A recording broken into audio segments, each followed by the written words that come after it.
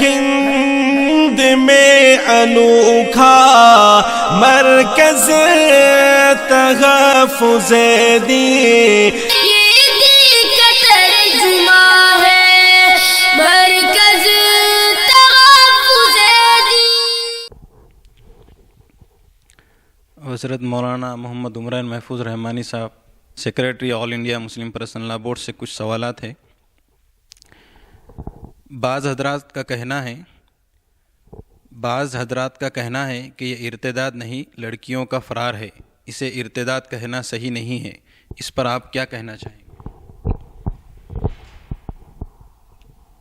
اسلام کی حدوں کو پھلانگ کر آگے بڑھنا اسلام کو خیر بات کہہ دینا ہے۔ اگر کوئی مسلمان لڑکی غیر مسلم کے ساتھ جا رہی ہے اور کفر کے طور طریقے کو اختیار کر رہی ہے اور اسلامی طریقے کو چھوڑ کر غیر اسلامی طریقے کو پسند کر رہی ہے تو یہ فرار نہیں ہے، ارتداد ہے، اور شتر مرغ کی طرح اپنے چہرے کو ریت میں چھپا کر یہ سمجھنا کہ طوفان نہیں آیا ہے یا حساس مسائل سے منہ چرانا، یہ سمجھدار لوگوں کا شیوا اور شعار نہیں ہے۔ ایک سوال ہے، ارتداد کے یہ واقعات منصوبہ بند سازش کا حصہ ہیں یا پھر اتفاقی واقعات؟ اتفاقی واقعات ہونے کا کوئی سوال ہی نہیں ہے۔ اتفاقی واقعات پہلے ہوا کرتے تھے، اکا دکا واقعات ہوا کرتے تھے، لیکن اب اس ملک میں ایک منصوبہ بند سازش کے تحت مسلمان لڑکیوں کو دام محبت میں پھنسایا جا رہا ہے اور ان کو ذہنی، جسمانی اور فکری اعتبار سے خراب کیا جا رہا ہے اور ارتداد کے دہانے تک پہنچا دیا گیا ہے۔ اور یہ بات اب ڈھکی چھپی نہیں رہ گئی کہ فرقہ پرست تنظیموں نے ان چیزوں پر انعامات رکھے ہیں اور مسلمان بچیوں کو تباہ و برباد کرنے والے غیر مسلم نوجوانوں کی باضابطہ فنڈنگ کی جا رہی ہے، ان کو پیسے دیے جا رہے ہیں، یہاں تک کہ اردو شاعری سکھائی جا رہی ہے، اردو زبان و ادب کی تعلیم دی جا رہی ہے تاکہ اس کے ذریعے سے وہ کچی عمر کی مسلمان بچیوں کو بہکا سکیں اور ان کا جسمانی طریقے پر استحصال کر کے ایک باوقار زندگی اور ایک بہتر نظام خاندان کی تشکیل سے ان کو روک سکیں۔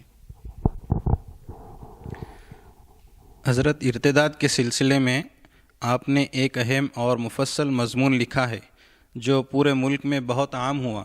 اس مضمون میں جو اہم باتیں آپ نے لکھی ہیں ان پر مختصر روشنی ڈالی۔ میں نے اس مضمون میں اعداد و شمار دیے ہیں کہ ملک میں کے مختلف حصوں میں کہاں کہاں اس طرح کے واقعات ہوئے، یہ پس منظر بھی بتایا ہے کہ ان واقعات کی ابتدا کہاں سے ہوئی اور اب سلسلہ کہاں تک پہنچ رہا ہے۔ تیسرا بہت اہم حصہ اس مضمون کا وہ تجاویز ہیں جو میں نے پیش کی ہیں کہ کس طرح اس بڑھتے ہوئے پھیلتے ہوئے ارتداد کو روکا جا سکتا ہے۔ مضمون میں اس کا مفصل ذکر ہے۔ میں گزارش کرتا ہوں سننے والوں اور دیکھنے والوں سے کہ اس کو ضرور پڑھیں اور جو حکمت عملی طے کی گئی ہے اس کو زمینی سطح پر عام کرنے کی کوشش کریں۔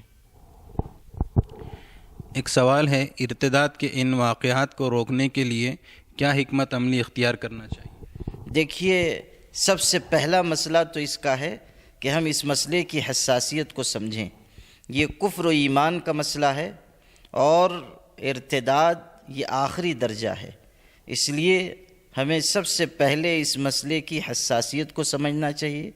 دوسرے مرحلے میں فکر مندی کے ساتھ مسلسل محنت کا مزاج بنانا چاہیے، اور تیسری چیز یہ ہے کہ ہوش مندی کے ساتھ اور اعتدال کے ساتھ جذباتیت سے پرے ہو کر علماء کی نگرانی میں اس لہر کو روکنے کی کوشش کرنی چاہیے۔ جو تجاویز اس سلسلے میں مفید ہو سکتی ہیں تحریری طریقے سے ان کو عام کیا جا چکا ہے، اب ضرورت یہ ہے کہ ان تجاویز کو زمینی سطح پر نافذ کیا جائے۔ اس حالیہ پس منظر میں علماء کرام اور ائمہ مساجد کا کیا کردار ہونا چاہیے؟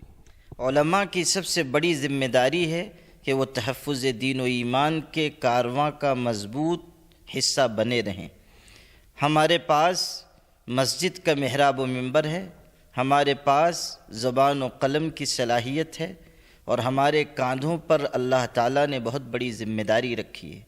اس مرحلے میں علماء اور ائمہ کو سب سے زیادہ فکر مند ہو کر، سب سے زیادہ حساس بن کر، اور سب سے زیادہ محنت کے جذبے کے ساتھ میدان عمل میں آنا چاہیے۔ اگرچہ کہ اس راستے میں کچھ خطرات ہیں، لیکن مصلحت کے نام پر بزدلی کی چادر اوڑھ لینا یہ اہل علم کا شیوا نہیں ہے۔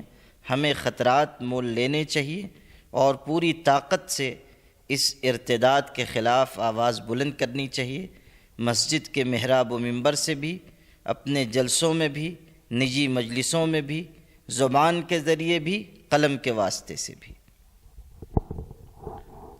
مسلمانوں کے دیگر طبقات سے آپ کیا کہنا چاہیں؟ یہ ایسا معاملہ ہے جس میں ہر طبقے کو اپنی ذمہ داری نبھانی چاہیے۔ جو حضرات اسکول کالج کی انتظامیہ میں ہیں وہ اپنے یہاں پڑھنے والے بچوں بچیوں کی دینی ذہن سازی کی فکر کریں، ان کے اندر توحید کی عظمت اور شرک کی برائی بٹھانے کی پوری کوشش کریں، علماء کو بلا کر اپنی اسکولوں اور کالجز میں دینی پروگرام کروائیں۔ اسی طرح جو ہماری پڑھی لکھی بہنیں ہیں وہ خواتین کے درمیان جا کر ان کی ذہن سازی کریں۔